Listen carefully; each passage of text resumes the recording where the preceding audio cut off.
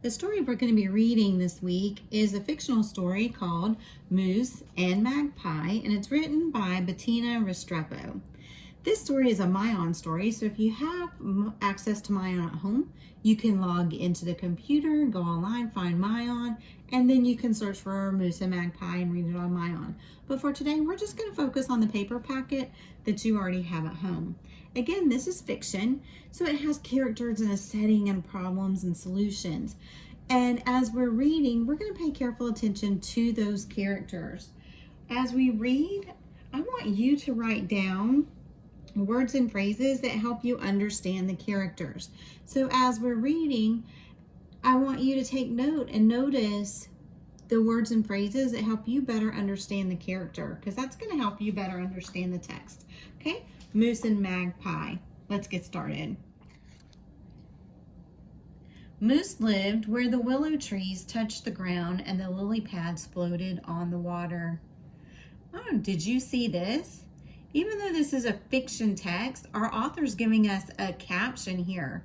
And I have to make sure I read the caption, because the captions that I'm going to see, they're going to give me more facts and information about the animals in the text. So I need to pay careful attention to those and read them too.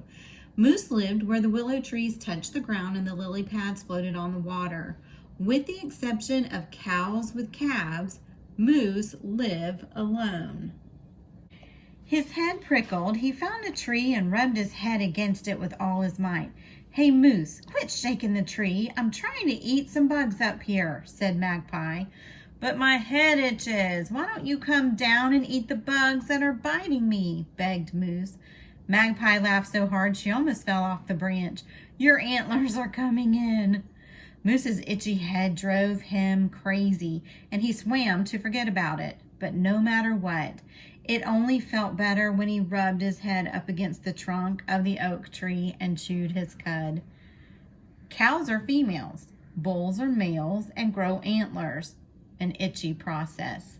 Now, as I was reading this text, I'm going to pause right there because I need to notice some words and phrases that are going to help me better understand my characters.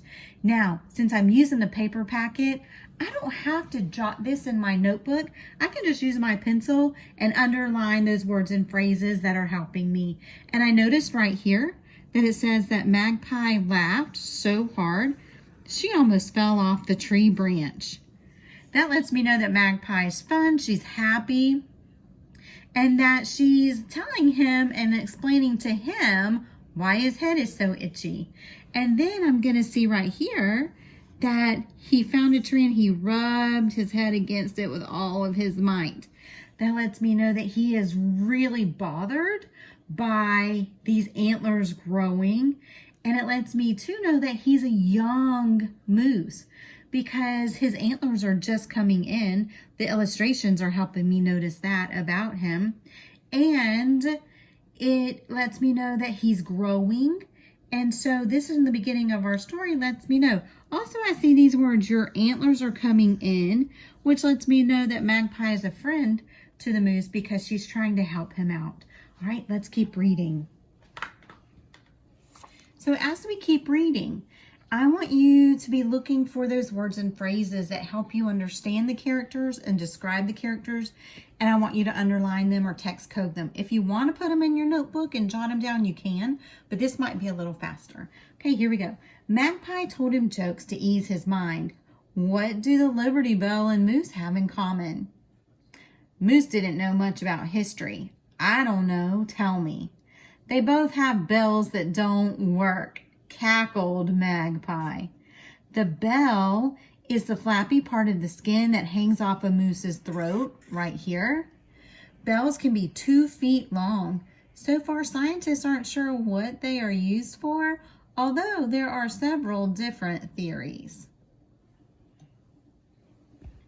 As the summer grew warmer, Moose's antlers grew big as his appetite. He ate as many leaves as he could find to fill his 4 stomachs. Every day, Magpie had a new joke. Do moose eat chocolate mousse? Moose thought about the question. Well, what kind of leaves are in it? Magpie shook the branch with her snickering.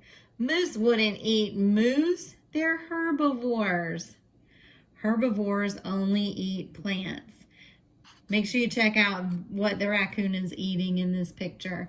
And remember, if you see something you need to underline, go ahead and do that in your text. One day, Magpie found Moose by the river to tell him a joke. Do moose use hair, Moose? Moose spit water out of his mouth. I don't even use a brush. Magpie settled on Moose's antlers for an easy ride through the water. You are right. Moose have 2 sets of hair, and they would get too poofy. The layer of hair closest to the moose's skin is like thermal underwear. The outer layer is hollow and acts as insulation against the cold. The hollow outer layer of hair helps the moose float while it swims. As summer turned to fall, leaves flittered down from the trees. Magpie spent her days building a bigger nest. Moose rested under the trees. Magpie fluttered down in the evenings to look for bugs on Moose. Why doesn't the Tooth Fairy visit a moose? Well, Moose had never even seen a fairy, only lightning bugs. I never answer your riddles correctly, but this time I know. Moose don't have pillows, so there is no place for the Tooth Fairy to look. Moose shook his head to make Magpie fly away. She began to sing a tune. The moose went over the mountain, the moose went over the mountain, the moose went over the mountain. Because it's time to go. You're right. I'll feel better if I walk toward the mountains. Moose migrate to mate. Magpie followed him. How do you catch a unique moose? Moose finally thought up an answer. Unique up on him, he said. Moose perked up his ears.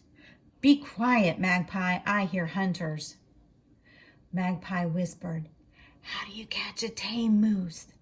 Moose snorted and stamped his hooves at the bird. Be quiet. Magpie snickered. Tame way. The hunters thought they heard other humans, so they packed up and went somewhere else to hunt. The hunters left the area because of Magpie. Some magpies can imitate human voices. Moose felt confused and hungry. Mountains were to his right and the river was to his left. Moose bellowed to Magpie. Where are we? This doesn't feel like the right place. Magpie felt sorry for Moose. Why did the moose cross the road? Moose slumped his head. I don't know. Magpie pointed with her wing. He didn't cross the road. He swam in the river to that island over there. Scientists don't know how some migrating animals know where to go. They seem to know by instinct. Moose lumbered toward the water and began the long swim to the island in the distance. Magpie sang the entire way. The moose swam in the river, the moose swam in the river, the moose swam in the river, and carried me downstream. Some moose swim up to 5 miles during migration. Moose watched the bigger moose. He didn't want to get into a fight with them. Magpie asked, Why do moose make bad boyfriends? Why? Because they get new girlfriends every year. Moose decided to return to his meadow. Magpie sang to him all the way home. Bulls challenge each other for a cow's attention. The strongest bull, usually with the biggest antlers, gets the cow. Bulls don't eat as much as usual during the breeding season, which is called the rut. The weather was cold and it began to snow. Moose tried to think of a riddle, but his jokes never seemed as funny as Magpie's. Magpie called down from her nest. Why did the moose get a ticket for littering? Moose went to scratch his head, but his antlers weren't there.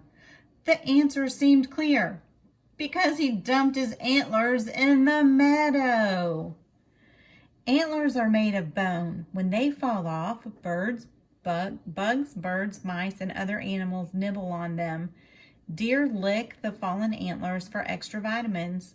By spring, most antlers have disappeared or have been eaten. And our illustration helps us understand that too. Moose finally had confidence in his joke telling. Why doesn't a moose change his long underwear in the winter? Magpie shook her beak. I don't know why. Moose giggled in a snorty kind of way. Because it's attached to his skin. Magpie laughed and begged for more jokes. Moose said, okay, so two moose walked into a lodge.